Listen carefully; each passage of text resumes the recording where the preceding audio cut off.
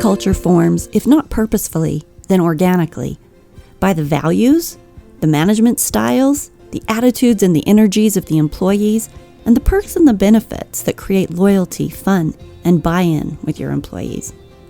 This culture defines the often unwritten but very real rules of behavior.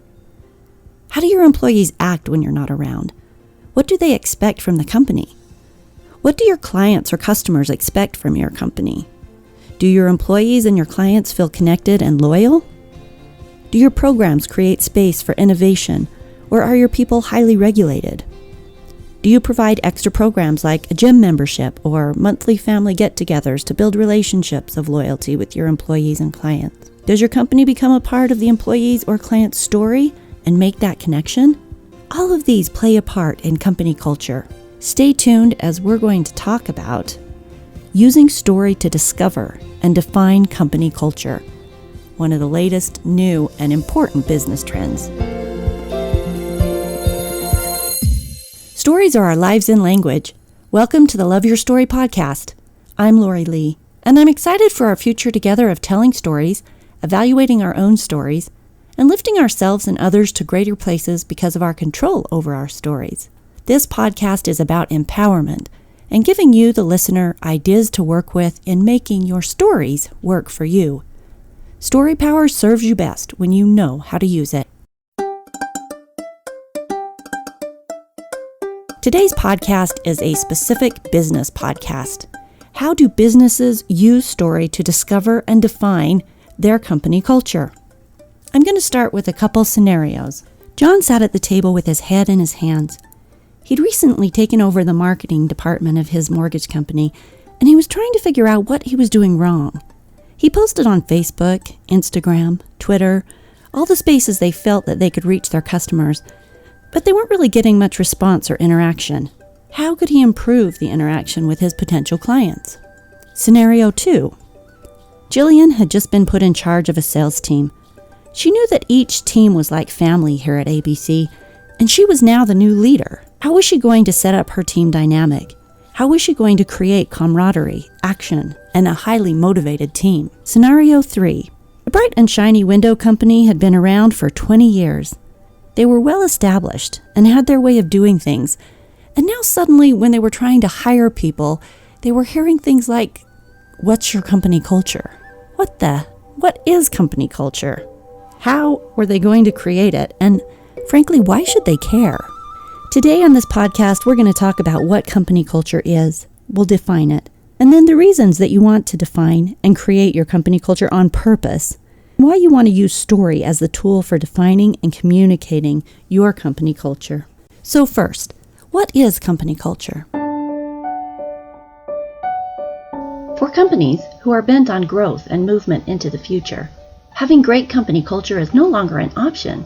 It's a must. Today's workforce looks closely at company culture when they're deciding where to stake their future and who they want to work for, and the most effective companies are taking this seriously. In 2015, Entrepreneur magazine published an article titled 10 Examples of Companies with Fantastic Cultures. I want to share a couple examples of these companies and what their company cultures were so that you can get a look at what I'm talking about. The first one is Zappos. Zappos has become almost as well known for its culture as it is for the shoes that it sells. And one of the things that it's most well known for is fabulous customer service. This starts with who they hire and how they communicate to them what they want.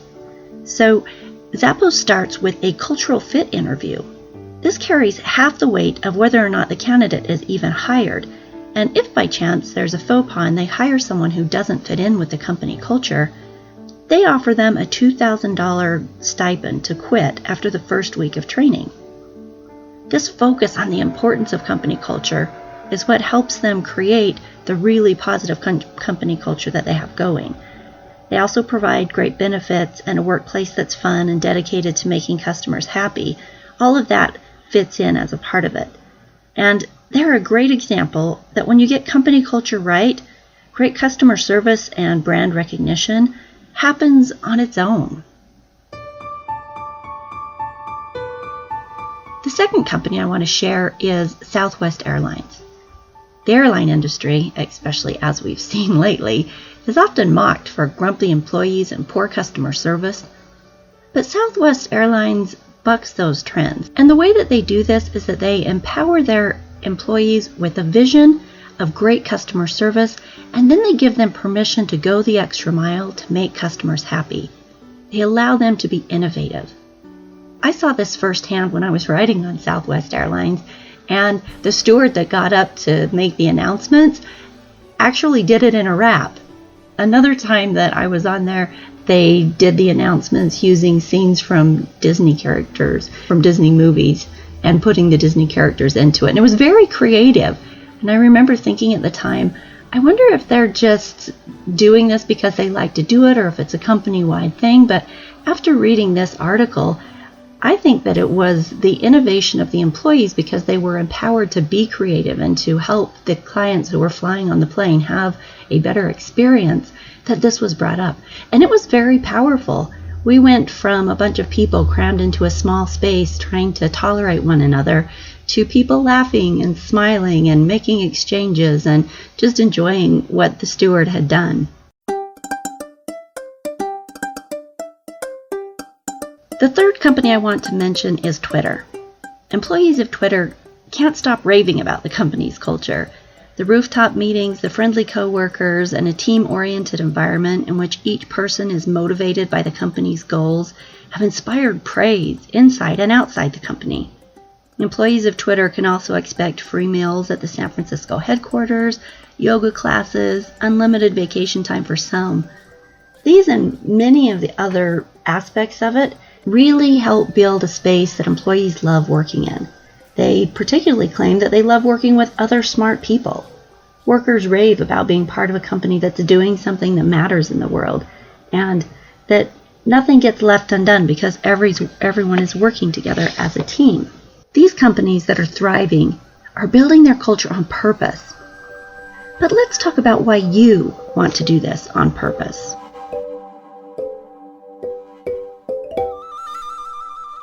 Company culture has always been around. It's unavoidable. I think that's one of the key things to remember, that if you don't create it on purpose, all of the feelings and energies and systems that you have going on, whether they're organized or not, are going to create your company culture for you. The thing is that it's only been within recent history that successful companies have started to create it on purpose. But why have they created it on purpose?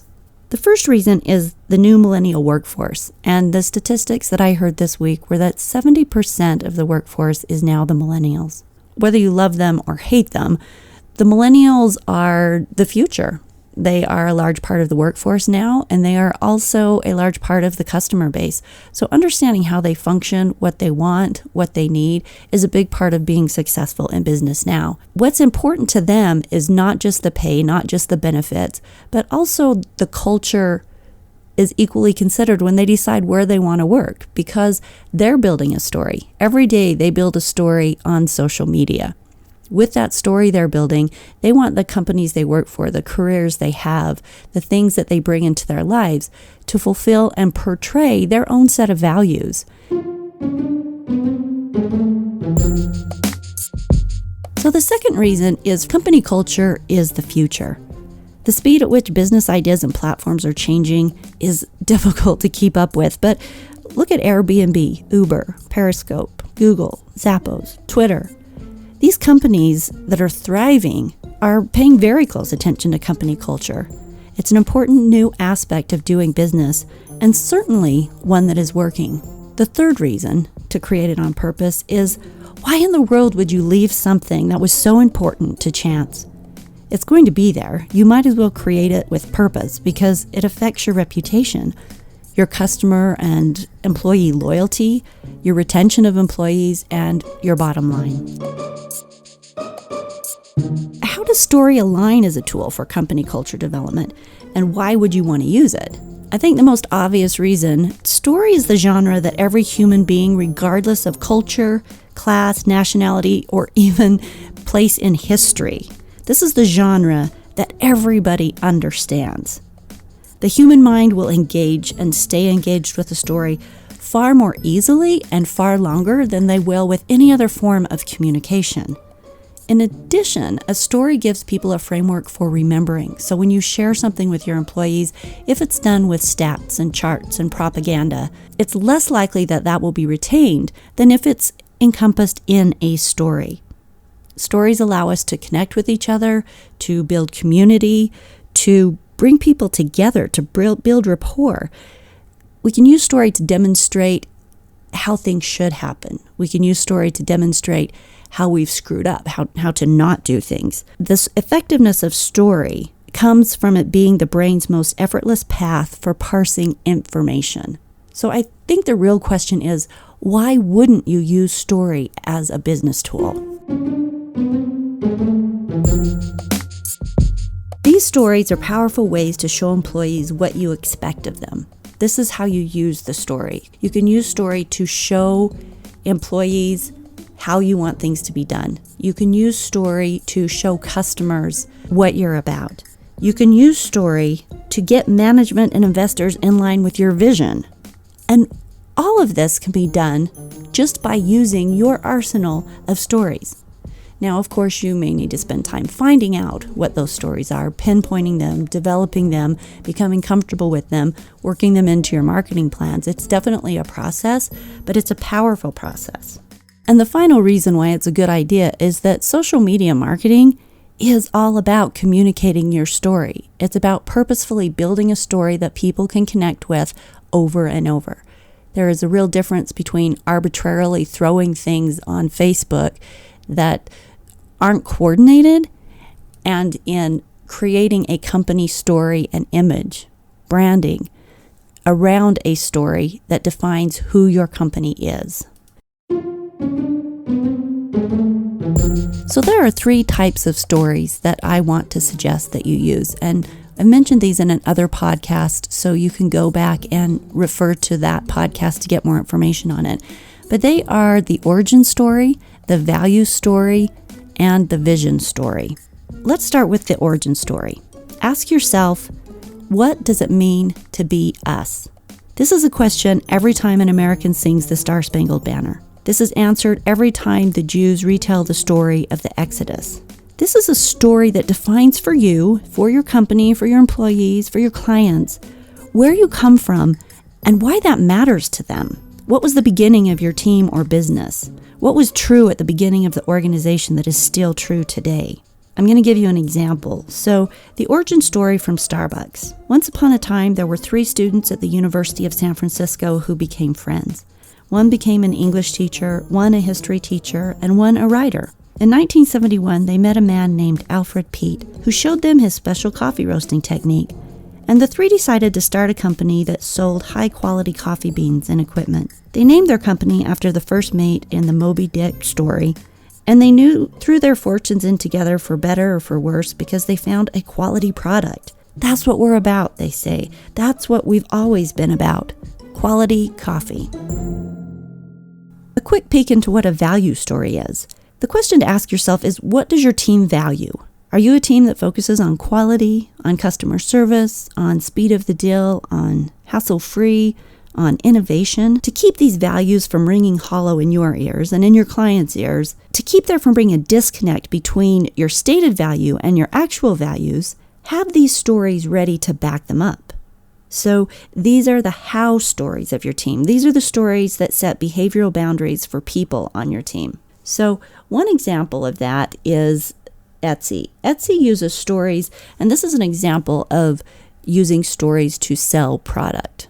Etsy's value is in providing products that are handmade, things that are custom. So on Etsy, the platform is built on people's desire to build one-of-a-kind items instead of mass-produced goods. And the site's most successful vendors don't just have pretty photos and elaborate product descriptions. They also provide details about the craft, the unique materials that were used, the personal lives involved in making them. The consumer identifies with the product from creation to purchase, as well as feeling a personal connection to the creator. So the story behind the product gives the consumer talking points about their unique item. The crafted, upcycled, or vintage goods become treasures. I want to share a story shared by a management team. This story is used to show how the company employees take responsibility, and they share this story over and over as an example. I was sitting in the conference room with Amir and the others on the project team, and we were working on the final phase of the alpha implementations when Marcella, our project manager, came into the room. Even before she said anything, I saw the look on her face, and my stomach sank. I knew something was wrong. She held up our project plan, and we could see her edits all over it. She said, "Guys, I've made a critical error. It was a planning mistake that meant we would have to scrap more than 100 labor hours of work." You could feel the team's panic rising like a fever. But Marcella stood there like a rock, making direct eye contact and owning it. Think about that. She could have covered her butt or changed the timeline for the client or shifted around some resources to hide it. But instead, she had the conviction to face us within minutes of discovering her mistake. And just as amazing, the team immediately supported her. No blame or finger pointing. The reason, he said, I'm telling you this story is I've worked in places where everyone covers their butts, and people who make mistakes get dogpiled. What we have here is rare, and as long as we can be that upfront with each other and that supportive, we'll keep delivering the innovations we are known for. These are just a couple stories that show values and how a story can portray those values to the people you're trying to communicate with. These are stories that can be used instead of graphs, charts, and propaganda to show and not tell what you stand for. The last one is vision stories. Another podcast has more information on these, but just a quick plug. The vision stories show where you're going. They don't tell it, they show it. And typically this comes in something like a vision statement. But to truly invite people into where you're headed, it's even better to use this story. So there's a couple of tools. One is comparison. This is where we are now, and then this is where we want to be. Comparing your company to another company that's already made it that far, setting up a visual for your employees or your management or your investors of where you're headed with that vision. The second tool to make this is to make up a future story of what your company looks like in 1 year or 5 years or 10 years, forever far out your vision is. What does your company look like in that time frame? What are your customers saying about you? What growth have you seen? What's your competition saying about you? What looks different? And create that story and then share it often so that people get on board with that vision, so that everybody is working toward that same vision. So what does it look like to utilize these stories in real life management? The first step is that you have to find them. The second step is that you use them in sales meetings to show your employees what's expected. You use them in management meetings to illustrate what's expected of management and to define what the company stands for. You use them in marketing campaigns to show your clients what you're about. You use them on your websites and in your videos and on your social media to define your values, to highlight to your customers, and to sell your products. You can also use stories to actually focus on things that your customers have done, or to focus on social involvement that you have had to tell the story of those engagements. Have a set of stories available that show your company culture in action. So get excited. Start digging through the stories that have accumulated while you've done business. Stories of successes, stories of failures, stories that show your values. And you can even start recording new stories as they happen, deciding later how you might use them, kind of starting a story repository. Our stories are powerful tools that we can learn to work into almost every aspect of business. And if any of you are sitting there saying, wow, I don't know where to start, I wish someone would help me figure out my stories and how to use them, I'm happy to work with you on a consulting basis. Just reach out and let me know. Thank you for tuning in to the Love Your Story podcast. I hope all you business leaders out there got something valuable out of today's cast. And go to www.loveyourstorypodcast.com and share this with another business leader that you think might gain something from it. Subscribe, rate, and review the podcast on iTunes or wherever you listen. Thanks for being here.